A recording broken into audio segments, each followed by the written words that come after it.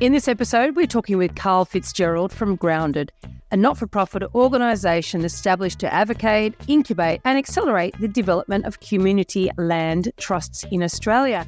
And today we're going to explore how the chronic rental property shortage has been playing out in regional areas. We'll look at the role that short-term rentals has played in not only our housing crisis, but what's happening overseas as well.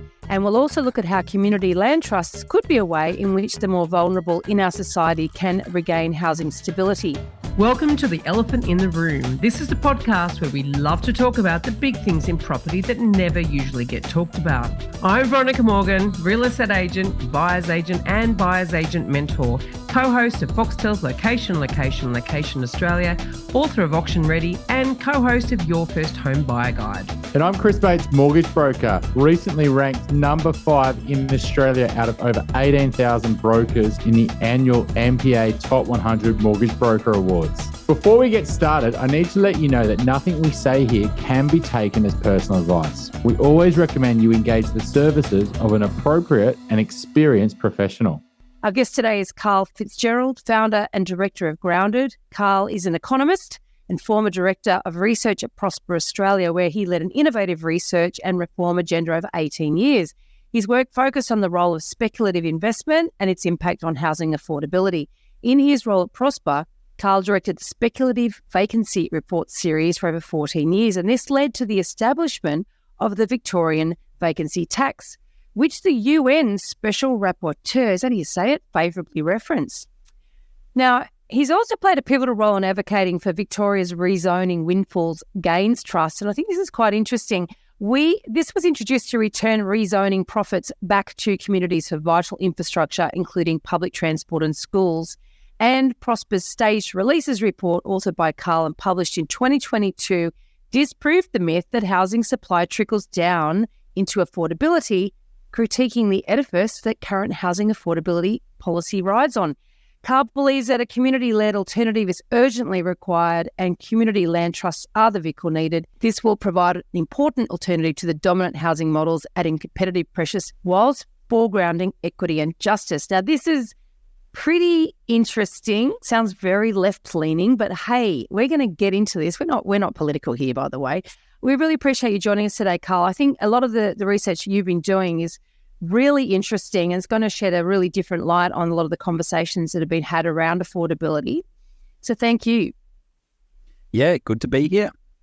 Now, it's your recently released research into Airbnb that really caught our attention. So let's start the conversation there.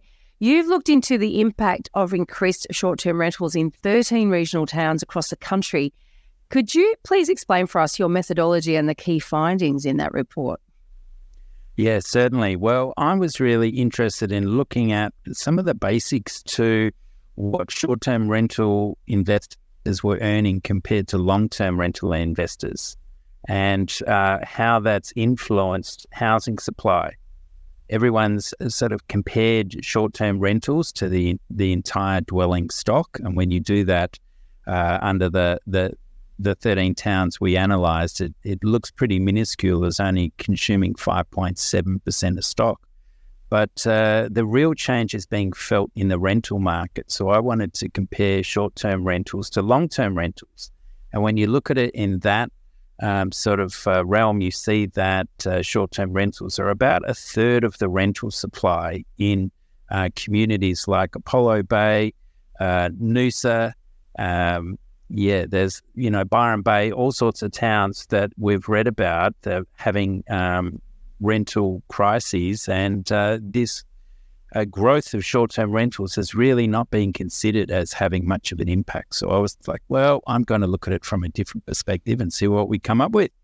And when we did that, I found that the returns were actually 80% higher, 81% higher in short-term rental than long-term rental.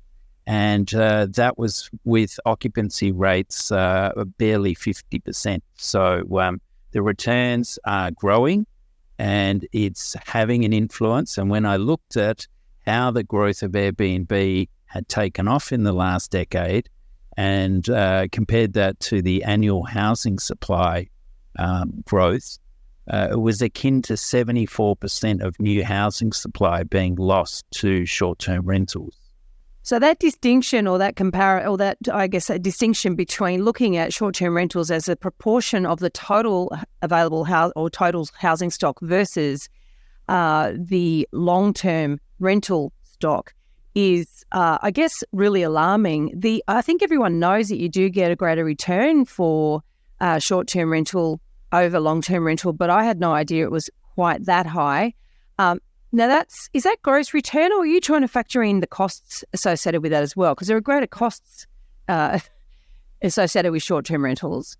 Is that net profit or gross? It was net. So, yeah, I could probably add a bit more detail to that in the next report, but according to the Airbnb entrepreneurs I spoke to, about 35% of earnings was seen as a reasonable cost base. So that's what we used. Right, yeah. And in fact, Stuart Weems from Investopoly did a podcast recently around the costs of, the cost of ownership of a property investment. They used to be, from long-term investment point of view, sitting around 25%. That's actually gone up recently to 35% for long-term investment as well. All right, so that, I guess that discovery, if you like, has really sort of shifted. Were you surprised by that? Were you surprised that it was the proportion of short-term rental to long-term rental was as high as it is, or were you sort of expecting that was what you're going to find?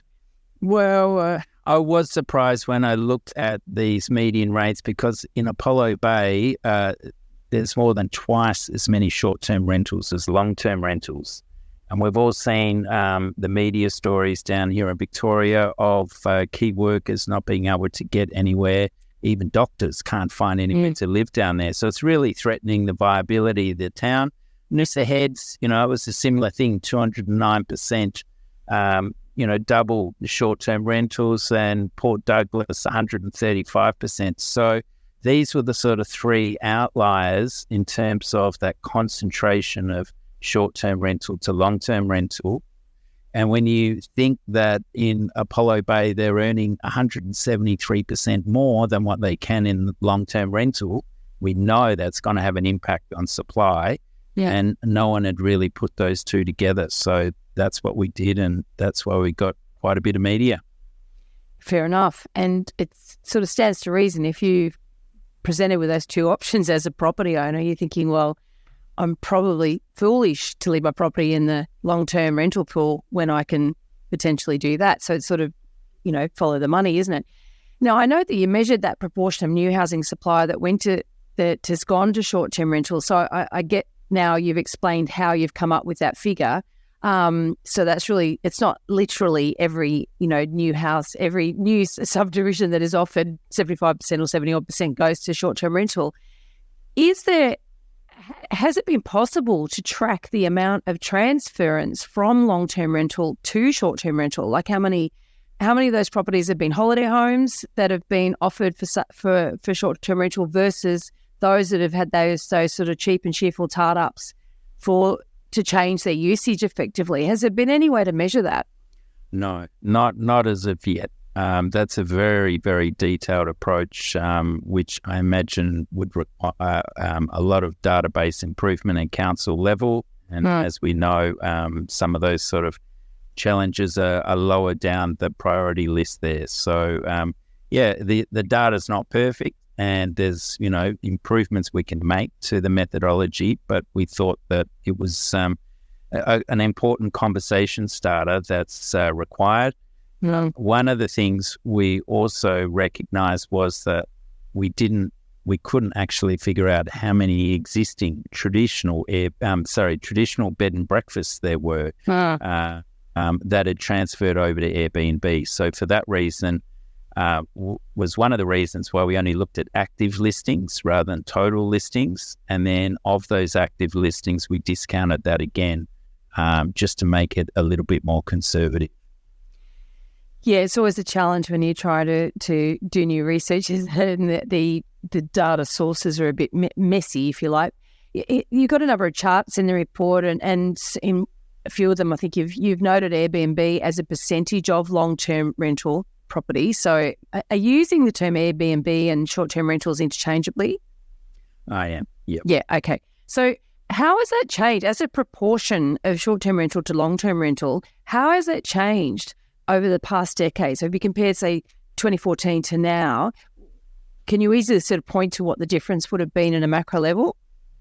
We didn't cover that in the report, but as we build this report into a regular occurrence, I'm sure we'll delve back into some of that data if we can go back in time and access that. Yeah. But we're looking at the listings growth, the active listings growth, and the returns are demanding it. And so, even in Parramatta, which, is not somewhere you'd think would be a tourism hotspot, the active listings there are up 69%. And why is that so? The short-term rental income's over $40,000. So we know that money talks, and more and more investors are going to look at this as a potential tool to make that money. Well, potentially now that you've actually, publicised it for them. Oh, dear. So I wonder then about limits like, you said that obviously those higher returns are despite low occupancy. So do limits like the 180 night rule, for example, in New South Wales, do they potentially have an unintended consequence of creating scarcity? Yes, that's, the 180 day one probably won't, but when it comes to 90 or 60 days, some of the Airbnb investors we've spoken to were concerned because even the well-performing, highly booked operators would be the ones who would be most penalised. And when you look at this difference between total listings and active listings and recognise that, in some communities, it's somewhere around 40 to 50% of Airbnb listings are not rented out for one single night in a year. So delving into that data to see whether they're actually holiday homes where they don't really try hard is something that the Privacy Act will probably shield analysts such as myself from looking at. But you have to wonder why there is such a high level of inactive listings that don't even rent out for one night. But, okay, so that opens up a whole different challenge or conversation, doesn't it? Because when you've got such high returns, then that makes perfect sense as to why people would go down that path, take the property off the long-term rental. But is it possible that in these areas, because you're talking about a lot of holiday areas, that some of these properties were never, ever going to be on the long-term rental market anyway, and so it sort of doesn't make any difference? Well, there's similar trends occur in places such as Canterbury in New South Wales, Brunswick West here in Victoria. I think it was West End in Queensland I looked at as well. And yeah, there was, a good 30% plus of listings that were not rented out for one single day, but still on the Airbnb market. And yeah, I'd be fascinated to understand more how that's working in terms of ATO oversight and any sort of tax write-offs that might be going on in that sort of space. It's such a significant number. I would have thought that would just be an outlier, but that's actually quite scary, really, isn't it? How many? It is. We are using AirDNA data. And they do scrape it, but their methodology says that to be active, you only need to be rented for one day a year. So, when you think of the costs of getting a property together to get some decent photos and whatnot, you'd think you'd be able to rent it out once or twice a year, but no. Right. So back to this, the caps on how many nights a property can be rented out for. And I get that you do draw a distinction in your reports between sort of those purpose-built, granny flats and cabins, I guess, on people's properties versus houses or apartments that would have been previously available or potentially available in the long-term market for rental. But what is your opinion around that sort of any limit, any cap? Because, any restriction can sort of create unintended consequences. So I'm interested to know what your thoughts are on that after you're doing this research. Yes, well, of course, the big point in our report was to sidestep away from the 60 and 90-day cap. We weren't interested in that because, we want to see meaningful change. We want to see Airbnb sites either used effectively or put back on the rental market. And the 60, 90-day cap is in the middle of nowhere, really. It penalises the operators who do provide those innovative experiences that, we all love, myself included, but then leaves those inactive sites alone, and they're nowhere, they can carry on as lazy Joes in the market. So what we talked about was introducing a cap and trade system. And this would have a definite impact in that a license would be required, and we'd give a couple of years' notice, and then the licenses would come into play with an estimated $3,000 first year a licensing fee that would last for 2 years, and after that 2 years, the number of active licenses in that community would reduce by 10%. So what that would do would create some scarcity for that license. And, in communities such as the Whitsunday Islands, which was the most profitable in the country, where investors were earning $60,000 clear of the long-term rental market, that $3,000 would look pretty cheap for a social license. So we'd imagine that the licensing revenue from that area would escalate quite quickly, and maybe in that second round of licenses, it'd escalate up to $10,000, somewhere like that. That revenue flow would then be available with Airbnb sort of enforcing change on communities. How do we add a resilient component to ensure that the key workers and the people who make the magic happen in these communities can actually maintain a foothold in that community? That revenue would go towards an affordable housing project, preferably under our community land trust model. And from that, communities would be able to breathe a little over time. I definitely will come back to you about that community land trust model. But when you talk about licenses, it reminds me of the taxi licenses it used to be. And then there's a secondary market in license trading. So you can sort of see that happening as well. There's a number, as I said, your research covers 13 different areas, and Warburton is a town 76 k's northeast of Melbourne. And your research shows that the impact of short-term rental there has been absolutely dire. I mean, to quote your report, you say a combination of poor public transport servicing, the resultant low land prices and proximity to the CBD make this a hotspot for short-term rental interests. Car-based transport was typical for short-term rental customers. The region opened up to short-term rental investors, leading to a great change in that community. And I hadn't actually really thought of the lack of public transport necessarily being a driver for short-term rentals.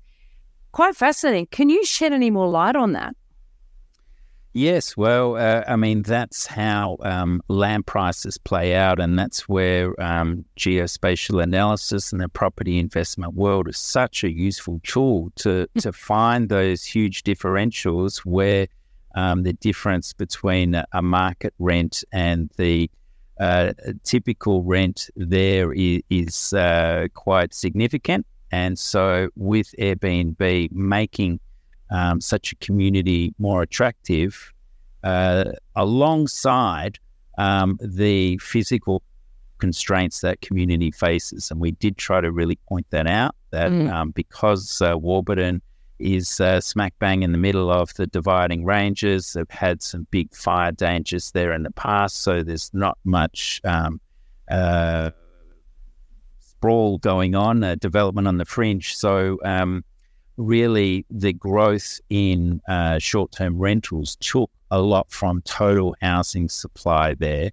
And basically short-term rentals as a percentage of new supply was up 970%. Yeah, outright. So the money was just flying into short-term rentals, and why wouldn't you?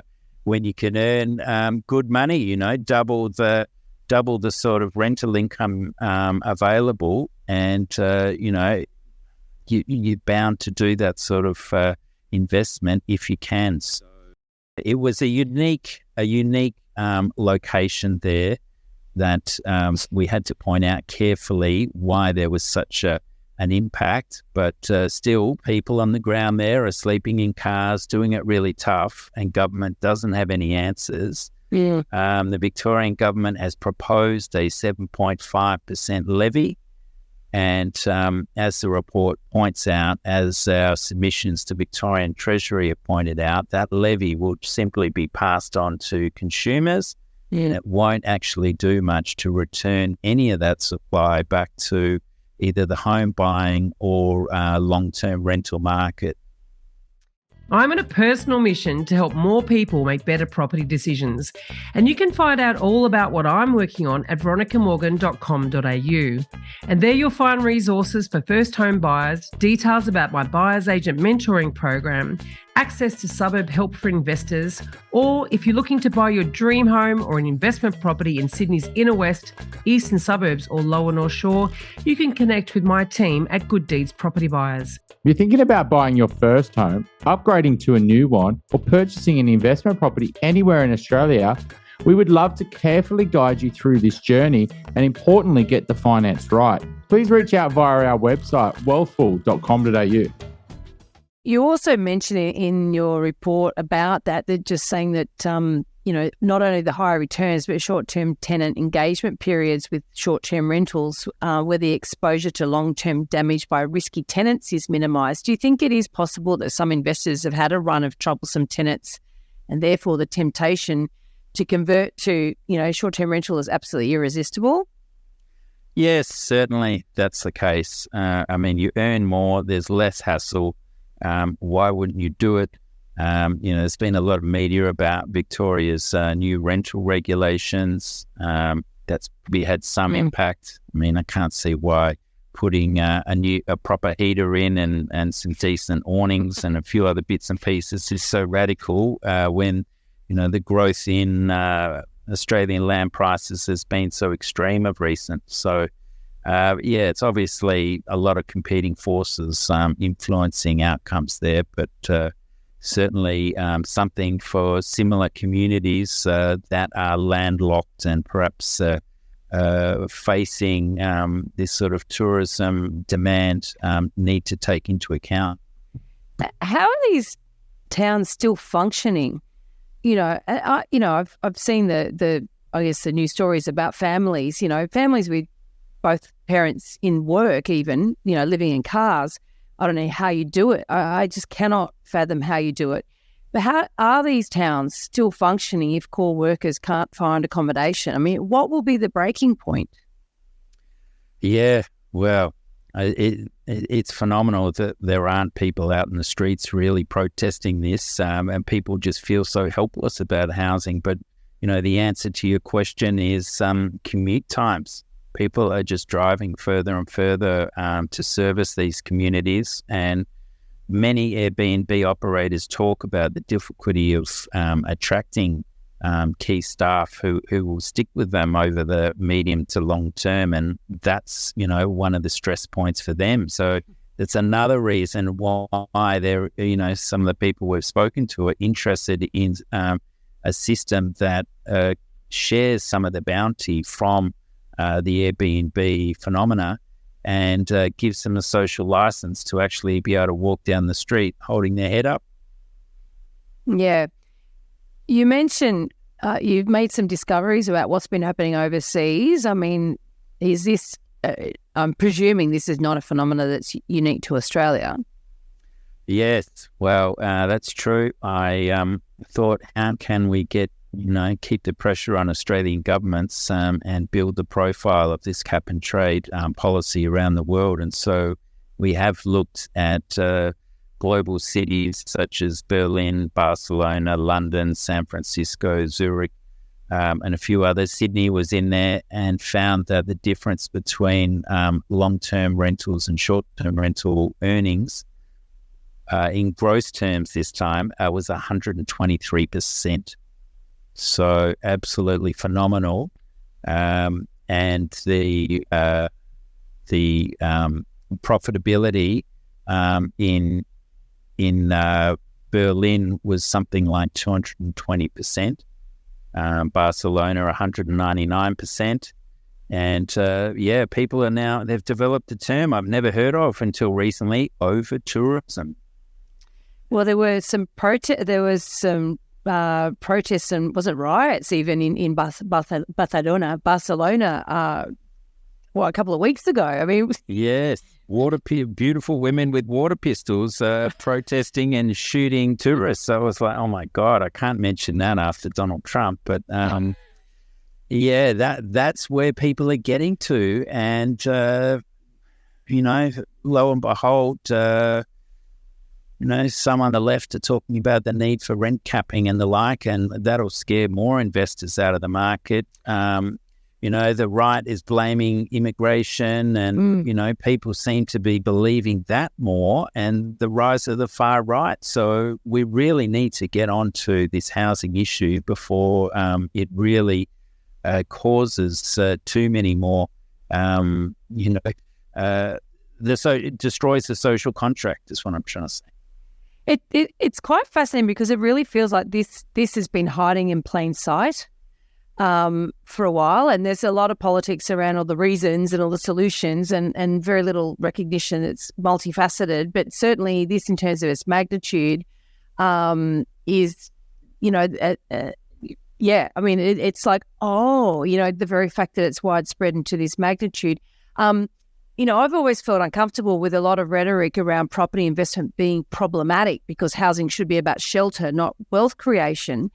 But investors are providing shelter for people who can't afford to buy, right? But let's face it, governments have evacuated that space as well, in fact, encouraging investors to step into there. But on seeing the profit comparisons in your research, I'm inclined to agree that short-term rental shows exactly how wealth creation and shelter have decoupled, which it's really that, and that is something that I think we do need to be, alarmed about. Now, you've had a lot of media from this report with good call. Do you think, is anyone listening? Do you think, and nothing happens quickly, of course, but, do you think anyone's listening? Well, there's a few councils that are interested, but I would have thought state treasuries might have been more receptive. We'll keep banging on the door. It never happens straight away. So, usually the second or third report I do, I've got to remember when I started talking about speculative vacancies back in 2007, nobody believed that was the case. And it took a decade for the vacant residential land tax to come into play. And even then it had very poor oversight. And, it was a voluntary measure. Still is. So it's pretty laughable on a global scale, but at least it's sending a message in that direction, and that they are actually finding people now. But I'm taking heart from the fact that Airbnb investors are seeing this as something realistic, because, they've seen the Barcelona 2028 total ban.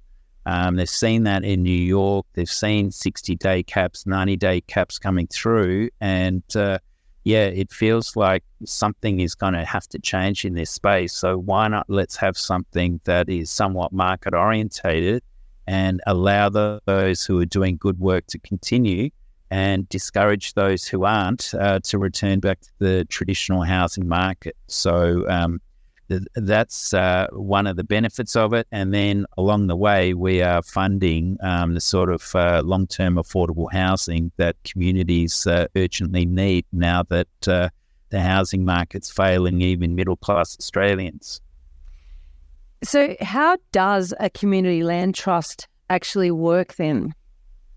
Yeah, so what it is a community coming together, identifying some land and putting some of their kitty together, perhaps getting a philanthropic donation, perhaps a church wants to lease the land to them in a peppercorn lease, and they set the trust up to manage the land to remain perpetually affordable. And then it's a shared equity program, basically, where the residents borrow to fund the house construction, and then the trust manages the land. So when we consider for detached housing that the land component is usually 60% of your mortgage, then all of a sudden the deposit hurdle that in many communities is now 150,000 plus shrinks back down towards $50,000, $60,000, much more amenable to reach that in that sort of scenario than this huge hurdle of 150K plus probably another 50K in HECS debt. So reducing that deposit hurdle is a huge one. And then over time, when someone wants to leave, there's what we call an affordability lock in place to ensure that the resale value hasn't grown faster than the growth in median incomes for that region. And so by doing that, it ensures that the housing remains affordable over the long run. So if I get this right, so there's a parcel of land, that's subdivided into various lots, and individuals can actually borrow to build something on that lot or buy a dwelling that is on that lot. Are banks okay with lending money just for the dwelling and not for the land?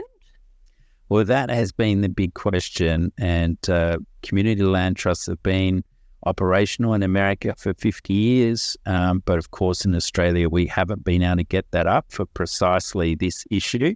Right. But it's good that a number of mutual banks, those second tier banks, are looking at this because they're recognising that they're making a lot of money out of this real estate market, and they need to be able to help society access real estate in a world where prices have just accelerated so much faster than wages. So in terms of the systemic risk that property holds for the entire Australian economy these days, they're recognising that the social licence of being a financial institution enables that sort of far-sighted thinking.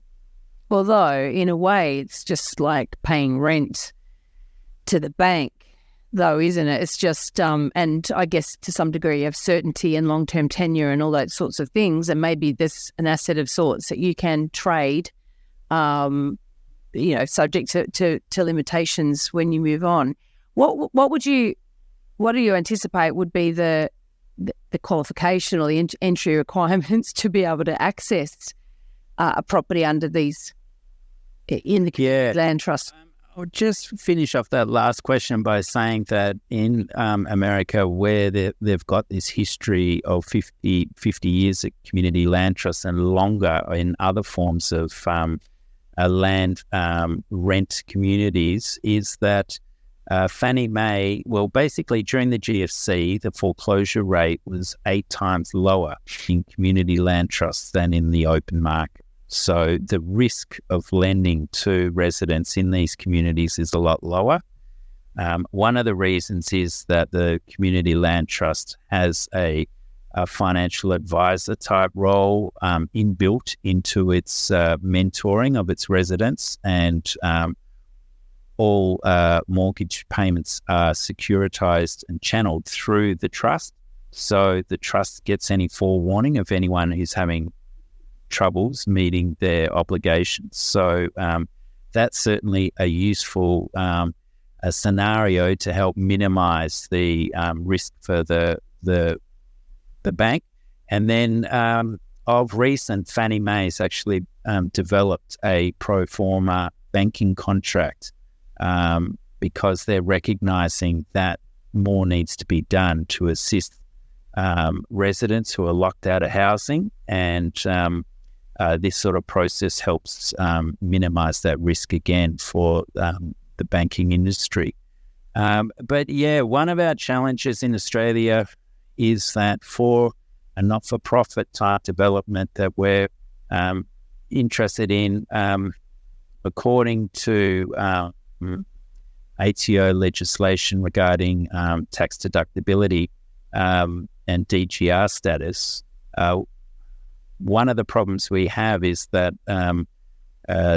they only allow DGR status for projects that can deliver housing for 70% of median income earners. Right. Sorry, what's DGR status? Deductible gift recipient status. Right. Tax Okay. deductible incentive for Got it. philanthropists to be involved and things like that. So because so many middle-class Australians now owning $80,000, $90,000 just can't afford to get into the market, it's something that we're working to lobby on, is how government can actually open that up a little bit so that, people earning reasonable money can also gain a foothold and help community land trusts develop an economy of scale, if you like, and prove its worth in these early days. So I'm gathering from what you're saying there that as yet there are no community land trusts operating in Australia? We have one up in Byron Bay, of course. It's a rental-only model, so there's no ownership component to it. So that's sort of turning its first sod as we speak and getting underway. So, modular construction there, so hopefully it won't take too long. And there's a number of other communities who are getting closer and closer to it, including some groups we're involved with here in Victoria. But government is really interested in this form of shared equity because they're recognising that this can help not just one resident, but a lifetime of residents through that dwelling. And that's one of the problems we have with so many of the shared equity products, is that they only last for that one resident, and then they're sold to the open market in order for government to recapture the capital that they put forward for that deposit component. Well, also, if your income changes and goes over a threshold as well, you're required to pay some money back, depending on which shared equity scheme it is.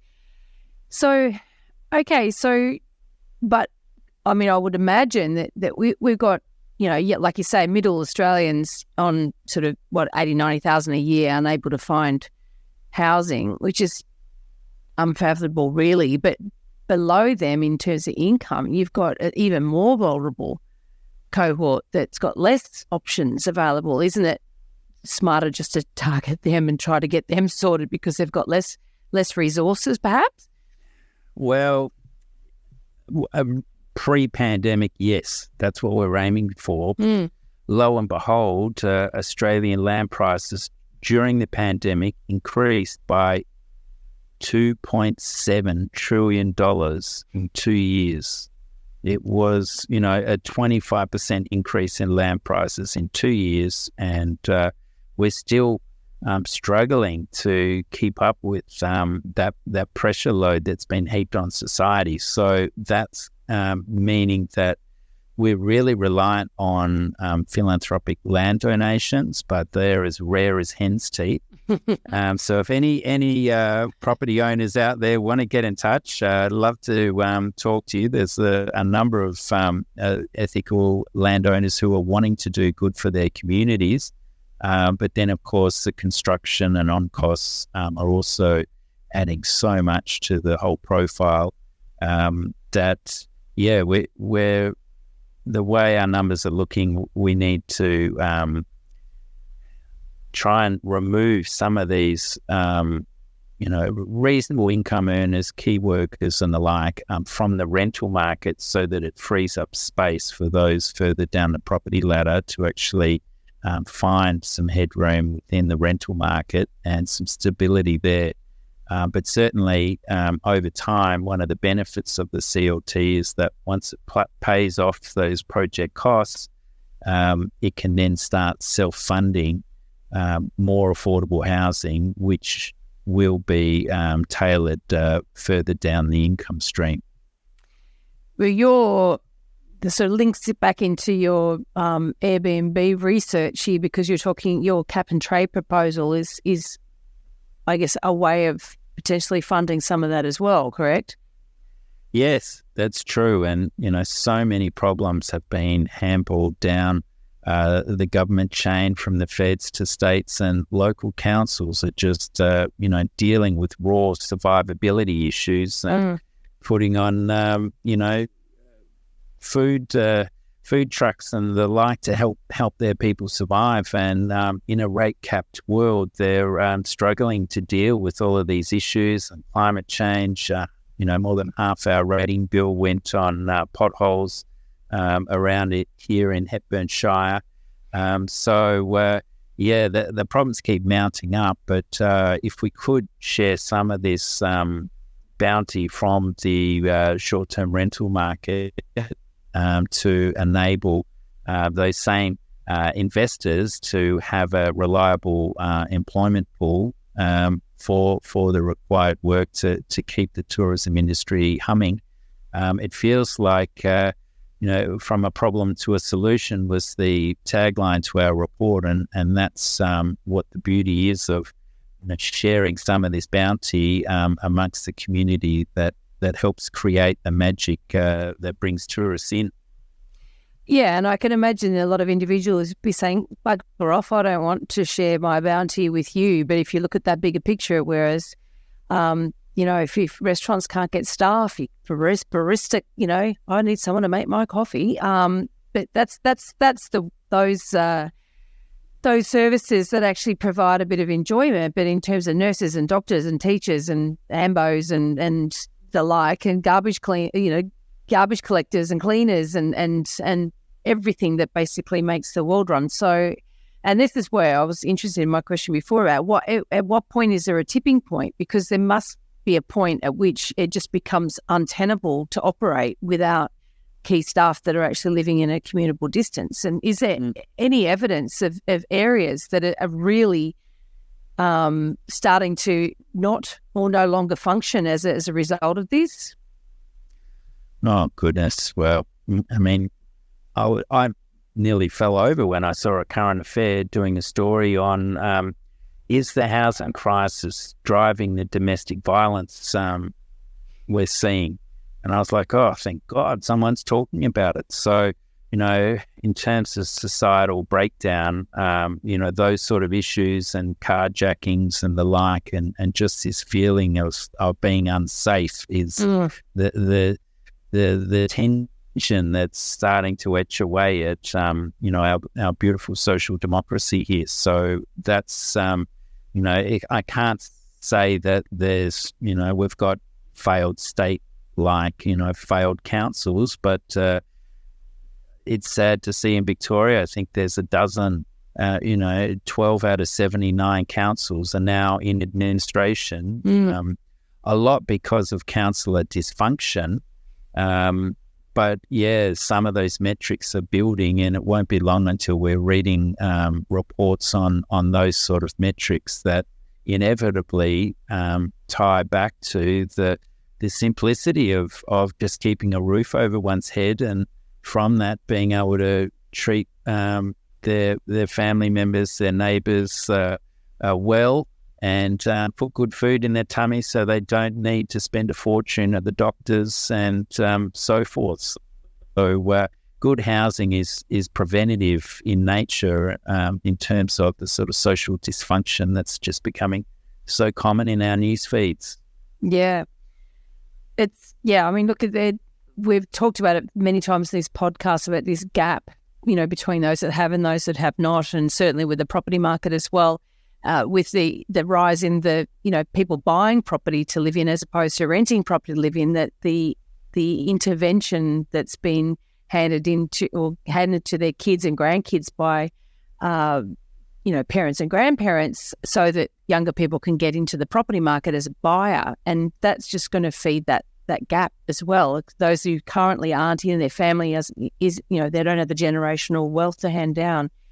So this is interesting. I feel like some of this research you've done is it's not so much the canary in the coal mine, because it's, as I said, I really do feel like this has been hiding in plain sight, and I think it is really important that this is discussed. And so thanks so much for coming along. Do you have a property dumbo, an example to share with us that we could all learn from? Don't try and sell your property the week after the Reserve Bank increases interest rates. Are you speaking from personal experience here? Oh, as a youngster, yeah, my family did that, and was the start of the interest rate cycle, and it had an effect for sure. So that's certainly one to point out. Problem is, of course, who knows in advance? It takes a while to list a property. So yeah, it does. It does. But I just wanted to add, you were asking who's been listening to this Airbnb report. Well, I found it interesting that, 10 days after our media cycle sort of finished, Airbnb Australia released their regulation policy toolkit. And, they were quite open about Airbnb incomes helping residents hang on to their homes. And it's in a way a sign of just how precarious Australian society is, with some of the most expensive property prices in the world. And from that it just sort of had a short-term lens on their analysis. It had no real thinking about, well, hang on, isn't this keeping the property ladder going?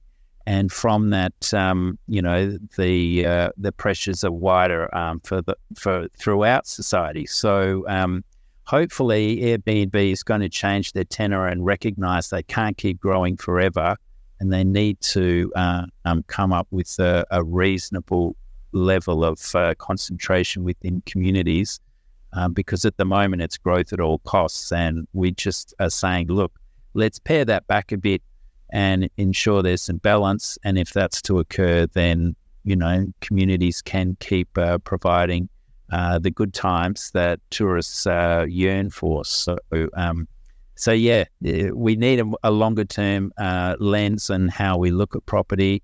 And that's the big issue that's missing. Our short-term political cycle keeps sidestepping this, and that's why I sort of moved out of the world of tax reform and into trying to create community land trusts so people can see at a micro level how much easier life is if property is affordable and in a way self-funding for other people who are locked out of the property market.